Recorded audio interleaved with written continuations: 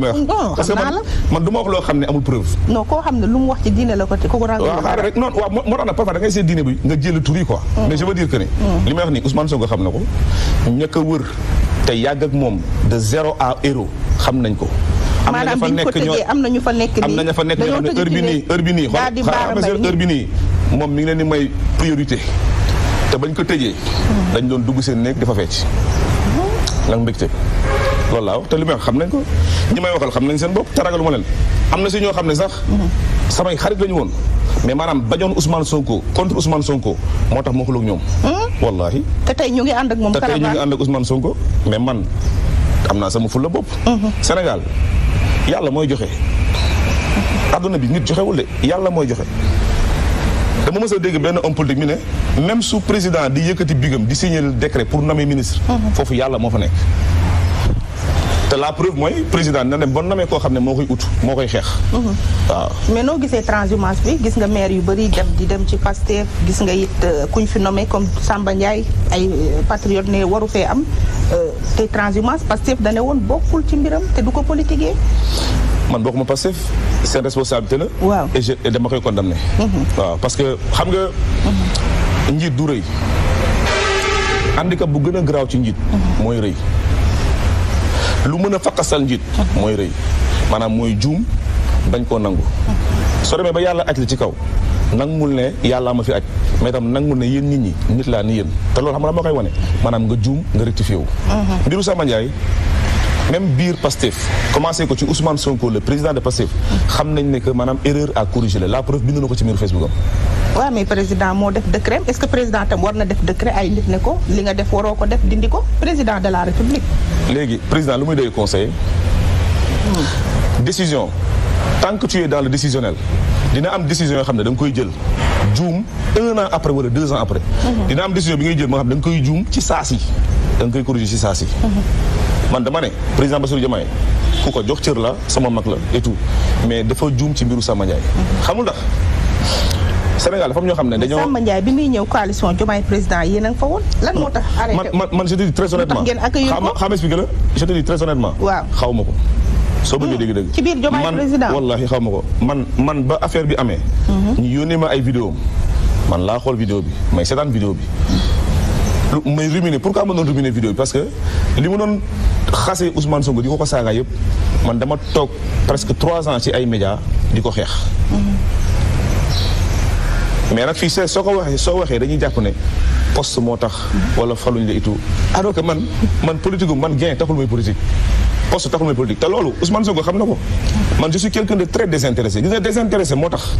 ma defar sama liste maanaam ñàkk am intérêt ci pouvoir bi ñàkk am intérêt ci yaakaar Ousmane Sonko tabumul tabmali moo tax ma toog fii nii parce que dama gëm ne que Ousmane Sonko daa am idéologie bu muy bàkkoo di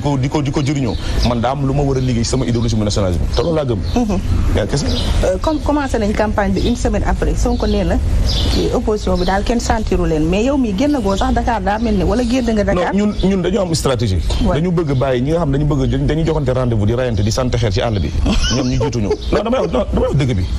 dinañ génn Dakar incha allah da ngeen bàyyi xeexkat yi jiitu ba xeex ba pare ñoom moment ba ñuy dugg ñun ñu génn loolu mooy suñu stratégie dañoo bëgg jël Dakar ñu ngi def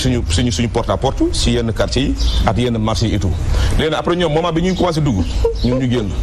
après ñëwaat Dakar incha allah loolu kese la léegi boo demee mais li wër ba wër mooy fu politique toll mosoon naa ko wax sa sœur Maïmouna Ndour Faye ci émission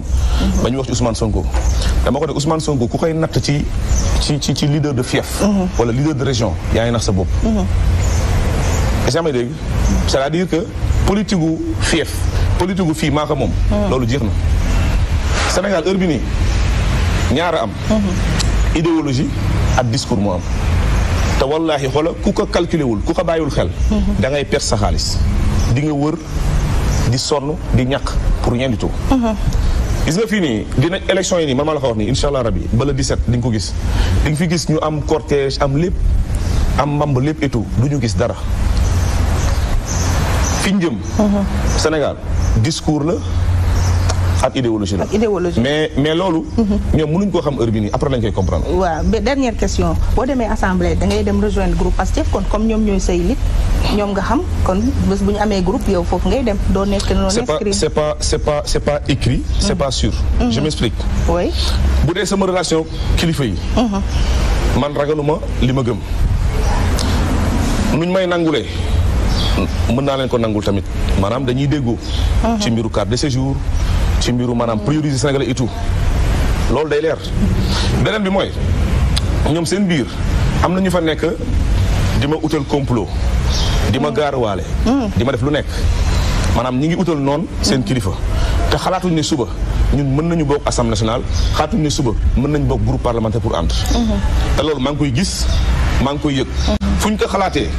man xam naa ko parce que kenn si ñoom dina génn woo ma wax ma ko. la preuve Ousmane Sonko jamono bi ñu tollee wax naa la ko sànq ñu ngi koy teg pression bu metti pour mu toog nangu discours ne carte de séjour si projet bi la bokk. képp ku ne carte de séjour si projet Pastef la bokk day fen man maa ko wax wallahi te sénégalais yi xam nañ ko ràññee nañ ko. carte de séjour su bokkoon ci projet Pastef du bokk sam programme. loolu dafa leer. leer na ñu ngi ko bëgg a dugal nag. ci wax loo xam ne mais man xam naa ko xam naa ne du egg ci bassesse boobu noonu. mais am na ñu ko wër ay kilifa. bëgg ko ne booy bi noo ko mën a wàññee mooy demal ba benn instant nga kii nga wax ne que carte de séjour et tout bañ nangulu ko. ba ñuy def seen assise jëm ñaajo de la justice defoon nañu rumeur bu mel noonu. nangulu ko mel ni ci la bokk si soo rappelé woo. ñu naan oui carte de séjour am ba ba yaay commencé si wax ma sant si yàlla. mais man carte de séjour yi kaa ma xamal la. j'aurais préféré que mu nekk sous le magistère de Bassirou Diomaye mu am. parce que man du sama intérêt de intérêt doomu sénégalais yi la. oui c'est pas mon intérêt personnel. man li muy politique aw ma gain personnel man musuma toog mi ne ma musuma toog wax loo xam ne c'est personnel.